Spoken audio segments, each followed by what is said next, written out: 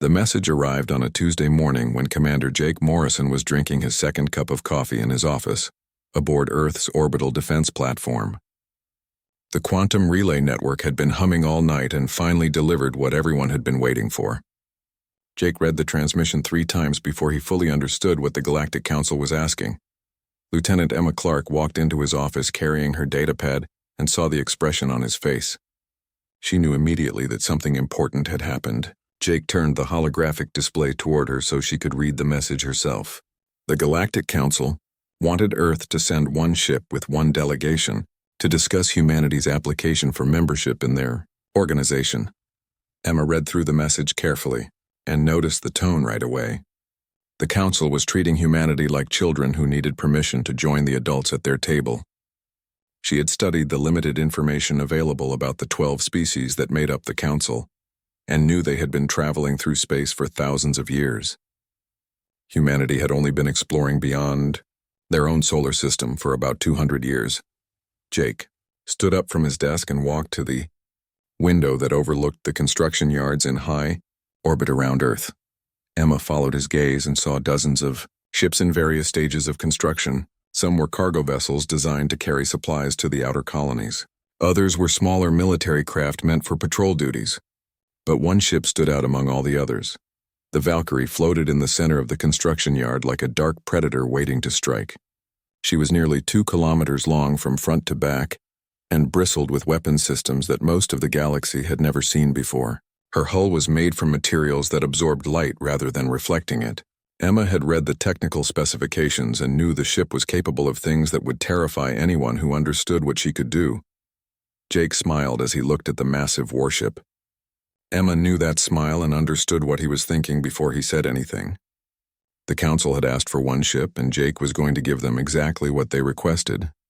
He was going to send the Valkyrie. Emma felt her stomach tighten with a mix of excitement and concern. The Valkyrie was not a diplomatic vessel by any stretch of imagination. She was humanity's most advanced warship and carried enough firepower to level entire cities. Sending her to a diplomatic meeting seemed like bringing a loaded weapon to a peaceful negotiation. Jake turned away from the window and told Emma to contact Admiral Helen Foster at Fleet Command. He wanted approval to send the Valkyrie to the Council meeting. Emma hesitated for just a moment before following his orders. She knew the Admiral would either approve the plan immediately or think Jake had lost his mind. Within 3 hours, Fleet Command had given their approval. Admiral Foster understood exactly what Jake was trying to accomplish. The Galactic Council needed to understand that humanity was not going to bow and scrape for acceptance. Earth had survived wars that killed billions of people. Humanity had clawed its way back from the edge of extinction. They were not going to act like grateful children receiving charity from their elders. Captain Lisa Grant received the assignment to command the Valkyrie on her mission to Council space. Lisa had 20 years of military experience and had commanded ships in both combat situations and diplomatic missions. She was exactly the kind of officer who could handle whatever the Council might throw at them. Lisa understood that this mission was about more than just joining an interstellar organization. It was about establishing humanity's place in the galaxy. Jake worked with Admiral Foster to assemble the delegation that would accompany Captain Grant. They needed scientists who could explain humanity's technology without revealing all of its secrets. They needed cultural experts who understood how to communicate with alien species. Most importantly, they needed people who would not be intimidated by beings who had been traveling the stars for thousands of years. Dr. Paul Martinez was chosen as the chief scientific advisor. Paul had pioneered much of humanity's faster-than-light travel technology and understood the quantum mechanics that made it possible. He was brilliant, but also had a talent for explaining complex ideas in ways that anyone could understand.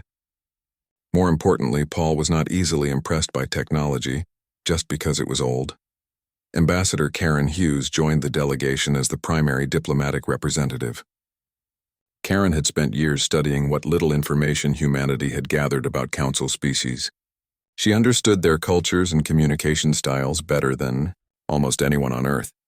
Karen was also skilled at reading between the lines of diplomatic language and understanding what people really meant when they spoke carefully chosen words. Lieutenant Commander Ryan Phillips was assigned as the military advisor.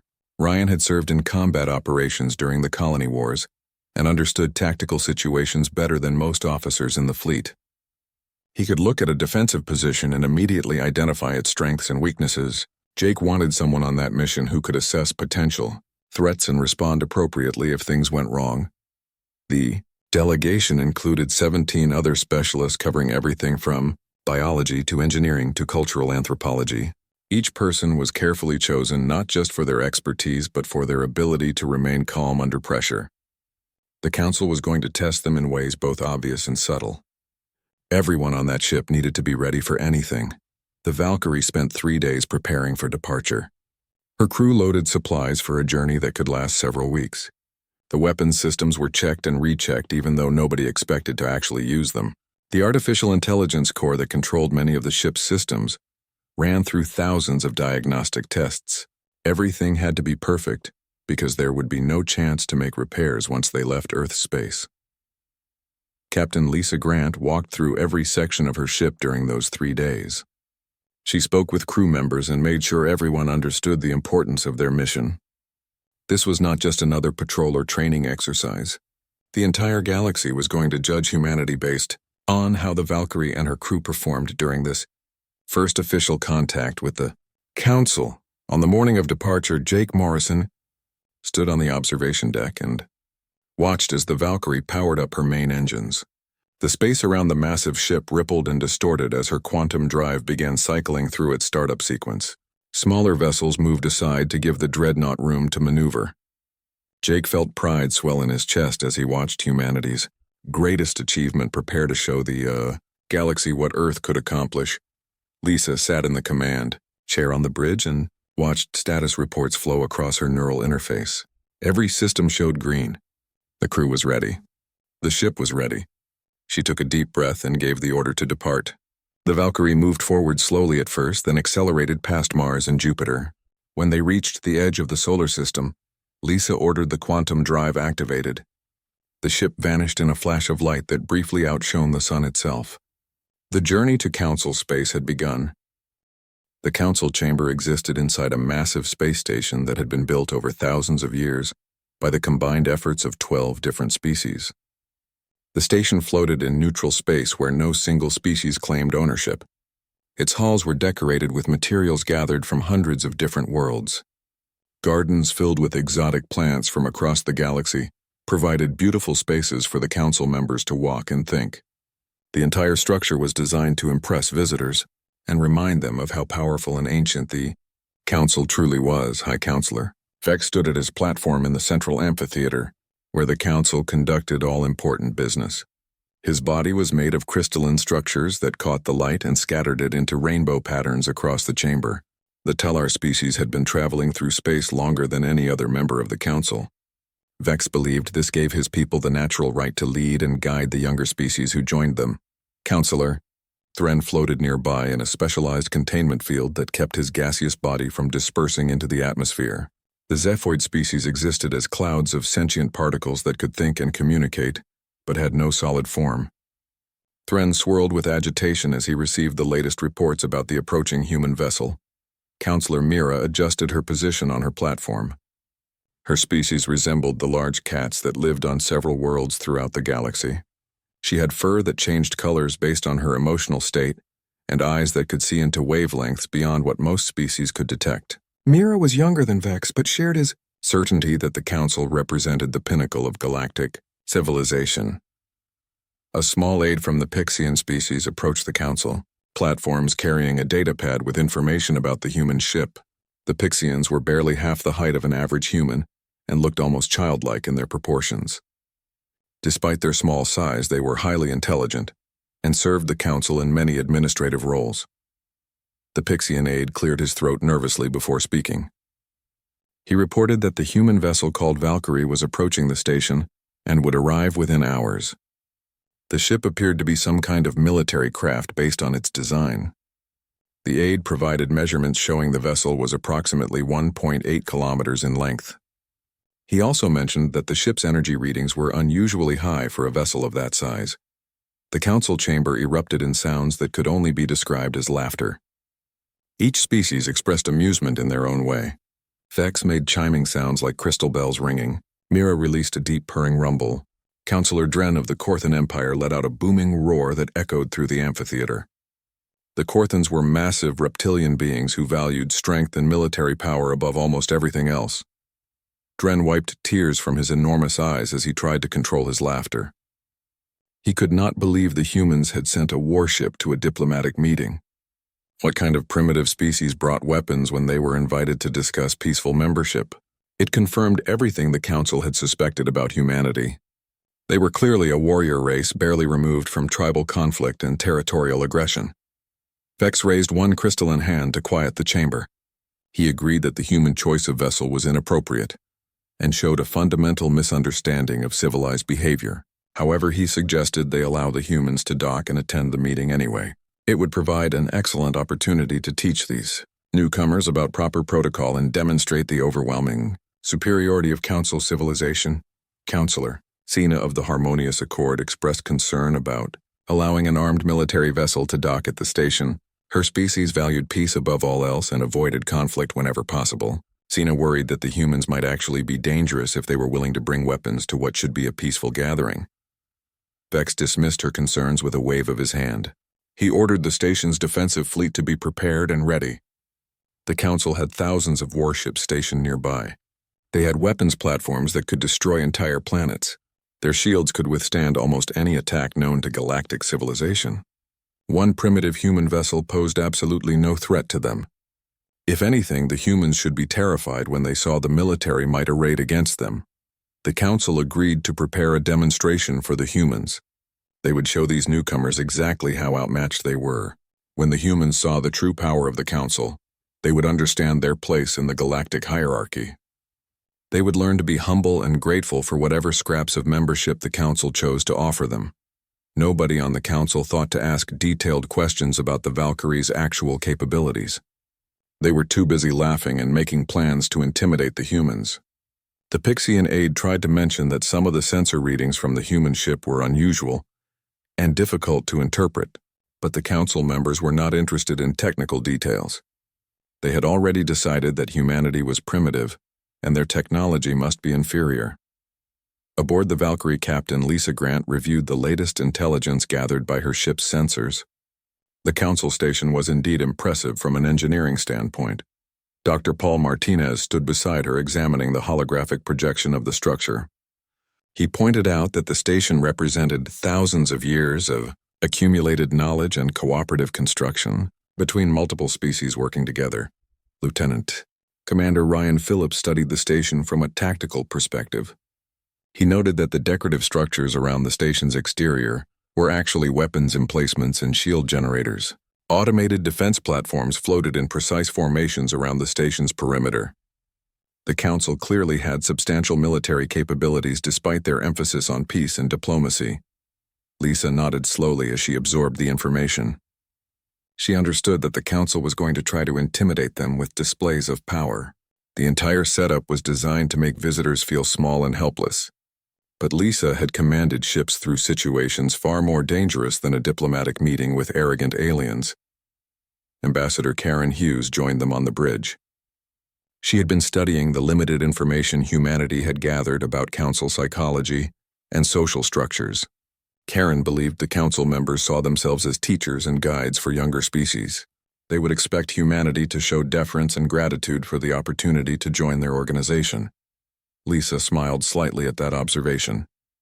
She knew that humanity had never responded well to condescension or attempts at intimidation. Earth had survived wars that killed most of the planet's population. Humanity had rebuilt civilization from ashes and radiation. They were not going to bow their heads to anyone, regardless of how old or powerful they claimed to be. A communication came through from the Council station. High Counselor Vex appeared as a hologram on the bridge.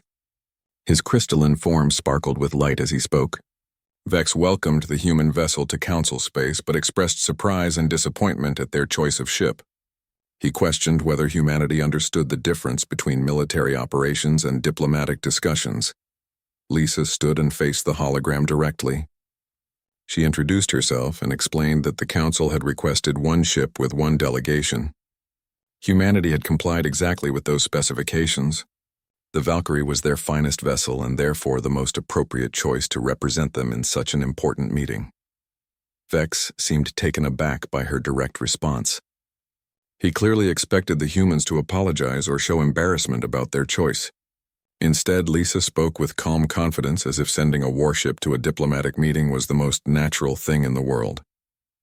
After a moment of silence, Vex informed Lisa that she could dock at Port 17. The human delegation would be escorted to the council chamber, where the formal meeting would take place. He warned that any deviation from proper protocol would be considered a hostile act. The threat in his words was barely disguised. Lisa acknowledged his instructions and assured him that humanity would follow all appropriate guidelines. She did not apologize. She did not explain. She simply confirmed that the Valkyrie would dock within the hour. The hologram vanished, leaving the bridge crew in thoughtful silence. Ryan observed that Vex had not appreciated Lisa's response. The High Counselor clearly expected humans to be more submissive and apologetic. Lisa agreed, but pointed out that establishing the right tone from the beginning was crucial. If they showed weakness now, the Council would treat them as inferior throughout all future interactions. The Valkyrie moved toward the station slowly and deliberately. Lisa wanted the Council to get a good look at her ship. She wanted them to see the dark hull that absorbed sensor scans. She wanted them to notice the unusual energy signatures coming from the quantum drive. Most of all, she wanted them to start asking questions about what kind of technology could produce readings that their sensors could not fully analyze. As the massive human warship approached Council Station, every sensor in the facility locked onto it. Automated systems tried to classify the vessel and assess its capabilities. But the data coming back confused the analysis programs. The ship's power output was far higher than it should be for its size. The hull materials did. The docking procedure took longer than anyone expected, because the Council Station's largest berth was barely big enough to hold the Valkyrie. The automated systems that guided ships into their docking positions had been designed for vessels much smaller than the human dreadnought. Station technicians worked frantically to adjust the magnetic clamps and extend the docking bridges far enough to reach the Valkyrie's airlocks. Eventually, the massive ship settled into place with only a slight vibration that ran through both vessels. Captain Lisa Grant led her delegation through the airlock wearing formal uniforms that combined military precision with diplomatic elegance. Ambassador Karen Hughes walked beside her, while Dr. Paul Martinez and Lieutenant Commander Ryan Phillips followed close behind. The rest of the delegation consisted of 16 other specialists who represented various aspects of human knowledge and culture. Each person had been carefully chosen not just for their expertise, but for their ability to remain calm when facing beings who considered themselves superior. A small Pixian named Pell waited at the docking port to greet them. His large eyes blinked rapidly as he took in the height and physical presence of the human delegation. Most council species were smaller than humans, and Pell barely reached the waist of the shortest person in the group. He spoke in heavily accented but understandable English, having clearly studied humanity's most common language. Pell welcomed them to Council Station Prime and explained that he would escort them to visitor quarters where they could rest before the formal meeting. Karen thanked him warmly and expressed appreciation for the council's hospitality. She made sure to use respectful language and diplomatic phrases, even though she could already sense the condescending attitude behind Pell's polite words. The delegation walked through corridors filled with members of various council species. Humans drew stares wherever they went. Some aliens looked curious about these newcomers, while others appeared dismissive or even hostile. A few seemed genuinely concerned about the presence of what was obviously a military delegation in the heart of council space. Paul studied the station's architecture with genuine fascination. He pointed out how different technologies had been integrated into a single unified structure. Power systems from multiple species worked together seamlessly. Life support systems accommodated dozens of different atmospheric requirements. The engineering required to make it all function smoothly was truly impressive and represented thousands of years of cooperative effort. Ryan maintained his tactical awareness, despite the seemingly peaceful surroundings. He noted camera positions and security stations. He observed patrol routes and identified which areas had heavier security presence. His training made it impossible to simply relax even in what was supposed to be a diplomatic setting. What he saw concerned him because the station's security seemed outdated and complacent. The guards looked bored and the automated systems appeared to follow predictable patterns. The visitor quarters had been designed for species much smaller than humans. The furniture was too small, and the ceilings were too low in places. The atmospheric controls were set for conditions that felt slightly uncomfortable. Karen recognized these as subtle attempts to keep the delegation off balance and make them feel like they did not belong. She said nothing about the inadequate accommodations and instead thanked Pell again for his assistance. Once they were alone in the quarters, Lisa gathered her delegation for a quick briefing. She reminded everyone that the council was going to try various methods to intimidate them and establish dominance. The inadequate quarters were just the beginning.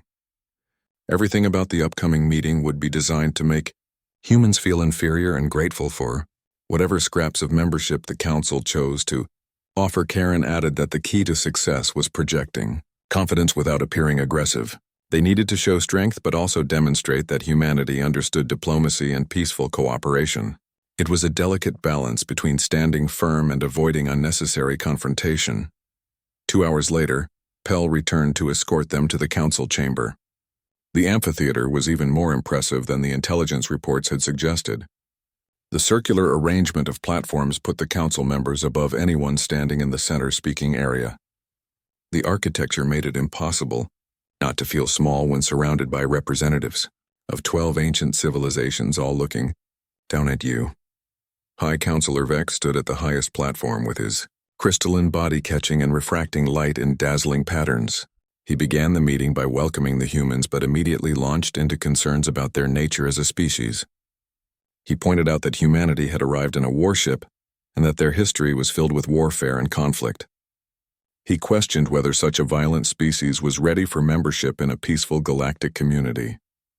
Lisa stood in the center of the chamber with her delegation arranged behind her in a show of unified strength. She did not bow or show deference despite the intimidating setup. She acknowledged Vex's concerns but pointed out that he was judging humanity based on incomplete information. Yes, humans had experienced wars, but those conflicts had taught valuable lessons about the cost of violence and the importance of cooperation. Counselor, Mira leaned forward on her platform, with her feline features showing obvious skepticism. She asked why humanity would bring weapons to a diplomatic meeting if they truly valued peace. Her tone suggested she already knew the answer and found it disappointing. Lisa explained calmly that humanity had learned, through bitter experience, that peace was best maintained by those who were strong enough to defend it. The Valkyrie was not a threat unless the Council chose to make themselves enemies. The ship simply represented what humanity was capable of achieving when they worked together toward a common goal. The chamber filled with murmurs of disapproval at Lisa's blunt response. Several council members seemed offended by her refusal to show proper humility. Vex raised his hand for silence and decided to teach these humans a lesson about real power. The central display activated, showing holographic representations of the Council's military capabilities. Thousands of warships filled the projection along with weapons platforms and defensive networks that spanned entire star systems. Vex explained that this was only a fraction of what the Council could deploy if necessary. He wanted the humans to understand exactly how insignificant their single ship was, compared to the might of 12 civilizations working together. Paul stepped forward with genuine scientific interest showing on his face. He studied the holographic display and commented on the elegance of the fusion-based weapons systems. He noted that the defensive shields used rotating frequencies to dissipate incoming energy, which was a very intelligent design, especially considering the age of the technology. Counselor, Dren's massive reptilian form shifted with confusion. He asked what Paul meant by commenting on the age of their technology. The weapon systems shown in the display represented cutting-edge military hardware, developed over thousands of years of research. Paul realized he might have been too direct but decided to continue anyway. He explained that humanity had developed different approaches to similar problems. Human weapons did not rely on fusion reactions because they had found the energy conversion ratios inefficient for their needs. Human shields operated on completely different principles that Council sensors probably could not detect. Vex bristled at the suggestion that human technology might be superior in any way. He demanded proof of these claims rather than empty boasting from a species barely 200 years into space exploration. Lisa tapped her communicator and contacted the Valkyrie. She asked her executive officer, Frank Chen, to activate the ship's defensive screens and run a standard diagnostic pattern. She kept her voice calm and professional, as if this was a routine request rather than a potentially provocative demonstration. On the Valkyrie, Frank acknowledged the order and brought the ship's primary systems online. Suddenly, every sensor on Council Station Prime registered readings that sent their analysis programs into chaos. Energy levels spiked far beyond what should have been possible. The Valkyrie's shields, when activated, did not emit standard harmonic frequencies. Instead, they created distortions in space-time itself that made the ship nearly impossible to target or scan accurately. The diagnostic pattern cycled through the Valkyrie's weapon systems one by one. As each system activated, the station's defensive network detected threat levels that exceeded anything in its database. Automated systems interpreted the readings as imminent attack and began targeting the human ship with every weapons platform within range. Alarms blared throughout the council chamber. Vex shouted for the humans to deactivate their weapons immediately. He accused them of committing a hostile act and threatening the safety of everyone on the station. Lisa remained completely calm, despite the chaos erupting around her. She pointed out that the Valkyrie's weapons were not actually active. The ship was simply running diagnostic tests. However, if the Council's automated systems actually opened fire on her vessel, the Valkyrie's artificial intelligence would defend itself. Based on current calculations, the ship could neutralize all threatening weapons platforms in approximately 4 seconds. Councilor Cena gasped at the impossibility of what Lise. The Council called for a recess immediately after the Valkyrie's demonstration, and the human delegation was escorted back to their quarters. The corridors buzzed with activity as Council species rushed to analyze what had just happened. Emergency technical teams gathered sensor data trying to understand the technology that had so easily overwhelmed their defensive systems. Security officers stood at every intersection, looking uncertain whether they should treat the humans as honored guests or dangerous threats in the visitor quarters. Lisa allowed herself a small smile of satisfaction. The demonstration had achieved exactly what she intended. The Council now understood that humanity was not some primitive species begging for acceptance. They were a capable civilization with technology and capabilities that demanded respect. Karen paced the room, reviewing her notes on diplomatic protocols. She acknowledged that the demonstration had been effective, but warned that it had also been risky. They had essentially held a weapon to the Council's head inside their own station.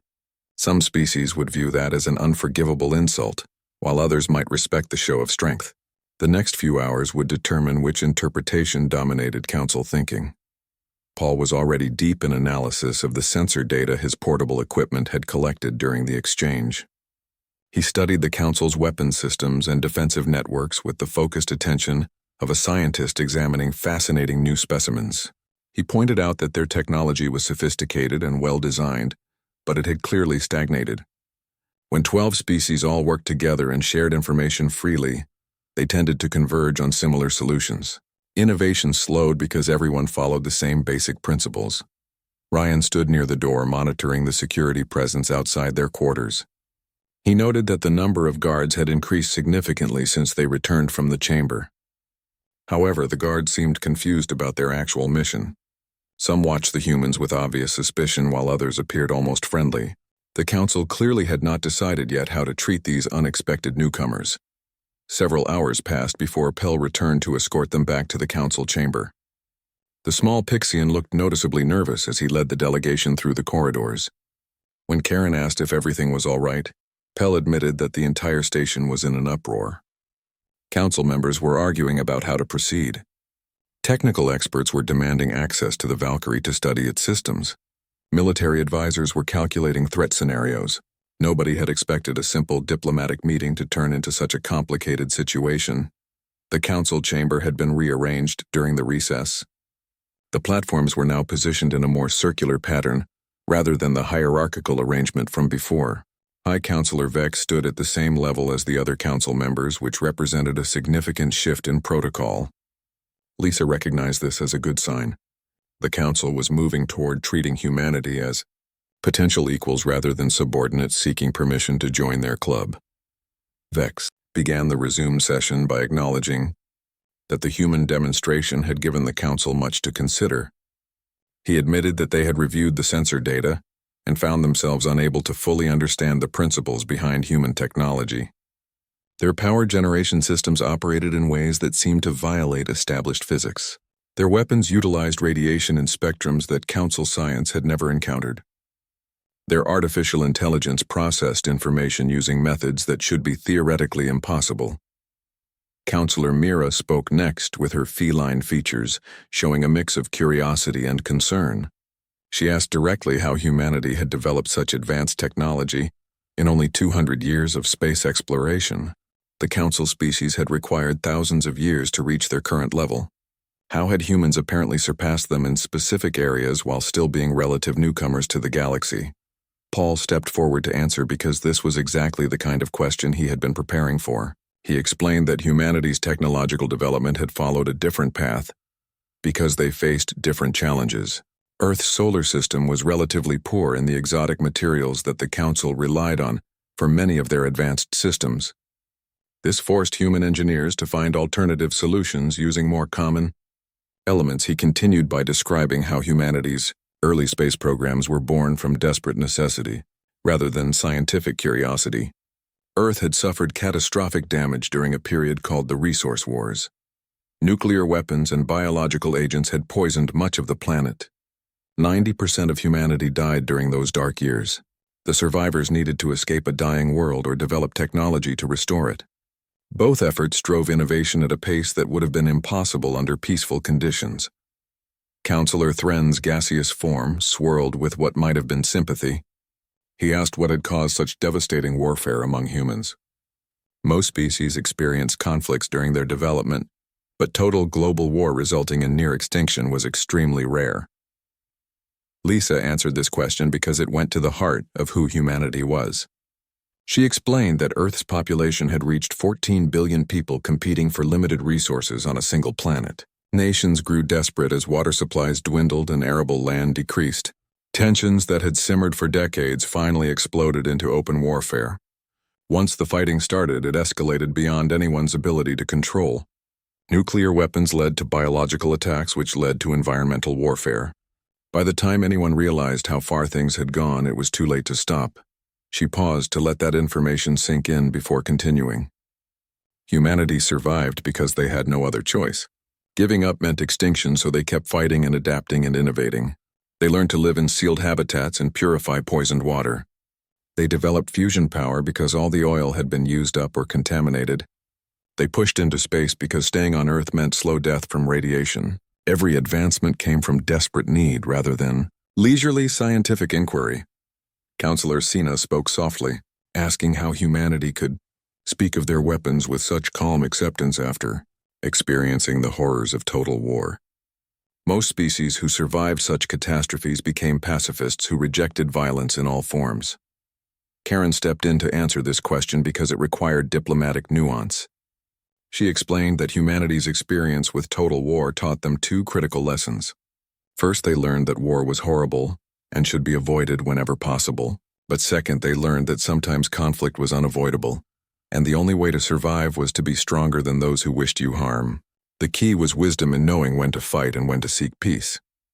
Ryan added that humanity understood their weapons intimately because they had used similar devices against themselves. They knew exactly how destructive their technology could be. That knowledge made them more cautious, not less. A species that had never experienced real devastation might use weapons carelessly. Humans knew better because they had paid the price of careless violence. Vex was quiet for a long moment as he processed everything he had heard. Finally, he asked the question that was clearly troubling all the council members. If humanity possessed such powerful weapons and understood warfare so well, what guarantee did the council have that humans would not simply take what they wanted by force? Why should the council trust a species that had nearly destroyed itself through violence? Lisa met his gaze steadily and gave him the most honest answer she could. Humanity wanted to join the council because they had learned that cooperation was more valuable than conquest. They had spent 200 years rebuilding their civilization and pushing into space.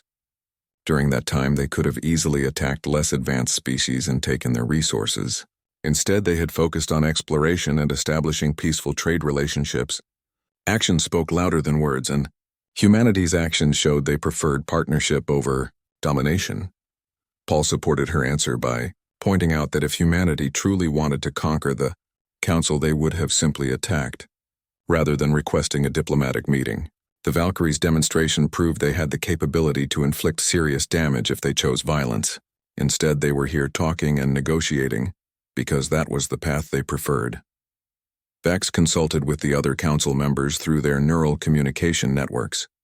The chamber remained silent for several minutes while the alien leaders debated among themselves. Finally, Vex turned back to face the humans with his crystalline form glowing with renewed intensity, said that the council was willing to continue negotiations for human membership, but they needed guarantees and assurances. They needed humanity to share information about their technology so the council could understand what they were dealing with. They needed humans to demonstrate peaceful intentions through actions, not just words. Most importantly, they needed to know that humanity would use their strength to support the council rather than threaten it. Lisa agreed that those were reasonable requests. Humanity was willing to share information about their technology in exchange for access to council knowledge in areas where the council was more advanced. They would demonstrate peaceful intentions by working with the council on mutual challenges. And they woo. The negotiations continued for 3 more days as both sides worked through the complex details of what human membership would actually mean for the Galactic Council. The formal chamber proved too restrictive for the kind of detailed discussions needed, so the talks moved to a smaller private conference room.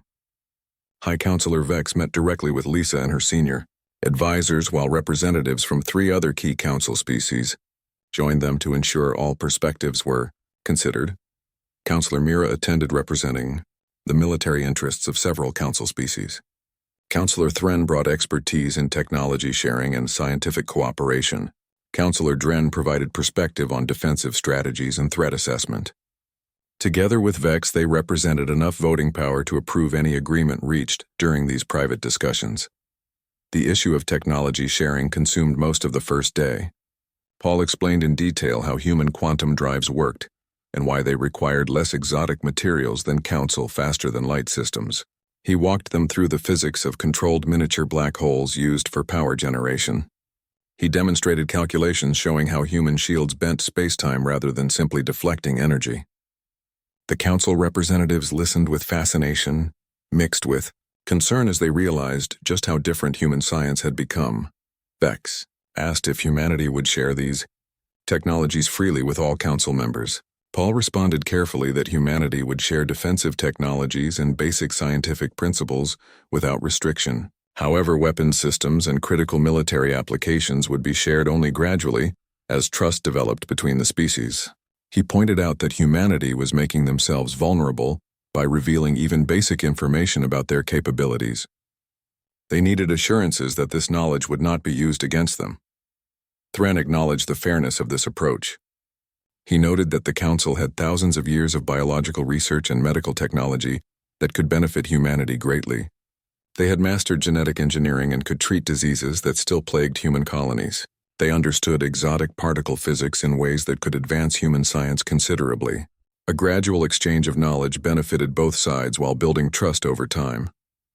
The discussion shifted to military cooperation, and this proved more difficult. Vex explained that the Council maintained defensive fleets but avoided offensive operations whenever possible. They had learned through long experience that peaceful containment was better than active conflict. There were threats in the galaxy that they chose to avoid rather than confront directly. Lisa asked what kind of threats required containment rather than elimination. Vex hesitated before answering, clearly uncomfortable with revealing weaknesses to these newcomers. But the discussion had reached a point where honesty was necessary if they were to move forward. He described 3 major threats that the Council had been managing for centuries or longer. The Void Lattice existed in a region of space containing dozens of valuable worlds. It was an automated defense network left behind by an ancient species called the Progenitors, who had vanished 2 million years ago. The network destroyed any ship that attempted to enter the region. The Council had lost thousands of vessels before establishing a quarantine zone around the entire area. Nobody had found a way to disable the network, so they simply avoided it and wrote off the resources inside as inaccessible. Ryan asked if anyone had tried to study the network's patterns and find weaknesses in its programming. Vex admitted that initial attempts had been made, but after losing so many ships, the Council decided the cost was too high. It seemed wiser to simply stay away and focus on territory they could actually use. Ryan exchanged glances with Paul before responding. Automated systems followed predictable patterns no matter how sophisticated they appeared. Every program had limitations and weaknesses. The key was studying the system long enough to understand its decision-making process. Then you did not fight it directly, but instead exploited its blind spots. An ancient defense network that had been running for 2 million years without maintenance probably had vulnerabilities that could be identified and used. The second threat was called the Ravager Swarm. Mira described them as semi-organic machines that consumed entire worlds for raw materials. They existed somewhere in the galactic core, and the Council maintained a defensive perimeter to prevent them from spreading. The swarm had been contained for 3,000 years but showed no signs of diminishing. They simply waited on their side of the perimeter, while Council forces waited on the other side. It was an expensive stalemate that consumed substantial military resources. Paul asked what the swarm consumed and why. Mira explained that they seemed to process almost any matter for basic elements. They built more of themselves from the materials they gathered. They followed no pattern that Council scientists could understand. They did not communicate and did not respond to any attempts at negotiation. Paul pointed out that any system that consumed resources had needs and limitations. Understanding what the swarm required to function could reveal weaknesses. Perhaps certain elements were toxic to their systems. Perhaps their reproduction process could be disrupted. Fighting them in an endless stalemate achieved nothing.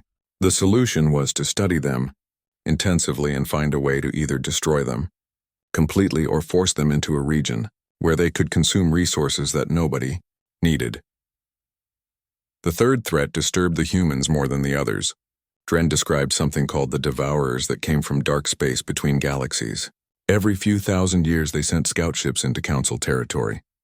The Council fought them off each time, but only by sacrificing entire fleets. The last incursion happened 800 years ago. Based on historical patterns, another attack was likely within the next few centuries. Lisa asked why the Council had never pursued the Devourers back to their origin and eliminated the threat permanently. Dren explained that their ships disappeared into dark space where tracking was impossible. Fighting them in Council territory was difficult enough. Pursuing them into the vast emptiness between galaxies seemed like suicide. Better to maintain strong defenses and repel them when they appeared. Lisa shook her head at this defensive mentality. The Devourers were clearly testing Council defenses with each incursion. They were learning and adapting. Eventually, they would return with sufficient force to overwhelm the defenses. The only permanent solution was to track them to their base and destroy them so completely that they never returned. Yes, that meant taking risks. Yes, that meant potentially losing ships and lives. But sometimes the only way to achieve real security was through decisive offensive action. Councillor Sina, who had joined the discussion specifically for this topic, spoke with obvious distress. She asked if humanity truly believed that genocide was an acceptable solution to conflict. Her species valued all life and found the casual discussion of extinction deeply disturbing. Karen stepped in to provide diplomatic nuance to Lisa's blunt statement. She explained that humanity distinguished between defending against hostile forces and committing genocide. If the Devourers could be communicated with and convinced to stop their attacks, then peaceful resolution would be preferable. But if they were an existential threat that could not be reasoned with, then eliminating that threat was not murder but survival. The distinction mattered greatly in human ethics and philosophy. Vex sat quietly absorbing everything he had heard. Finally, he spoke with his crystalline form dimmed to show serious contemplation. He said the Council had maintained peace and stability for thousands of years by avoiding risks and containing threats. Humanity was suggesting a fundamental change in that philosophy. They wanted the Council to take offensive action against dangers that had been carefully managed through defensive strategies. This represented a dramatic shift in how the Council operated. Lisa acknowledged his concern but pointed out that the Council's defensive approach only worked as long as the contained threats remained weak enough to contain. What happened when the Devourers returned with a force too large to repel? What happened if the Ravager swarm found a way to breach the perimeter? What happened if someone else activated the Void Lattice to use against Council space? Managed threats were still threats and could become unmanageable at any moment. The discussion continued late into the night as both sides worked to find common ground. The Council wanted humanity's strength and innovative thinking. Humanity wanted access to the Council's knowledge and resources. Both sides needed to trust each other enough to work together on challenges that neither could face alone. By the morning of the fourth day, they had reached a preliminary agreement. Humanity would join the Galactic Council as a full member with equal voting rights. A weighted system would apply to military decisions, ensuring that species who contributed forces had proportional influence. Technology sharing would proceed gradually, with basic science and defensive systems shared immediately, while advanced capabilities were exchanged as trust developed. Most importantly, both sides agreed to work together on confronting the major threats that had been contained but not resolved. The formal ceremony took place in the Grand Amphitheater with representatives from all 12 council species present. Hi, Council.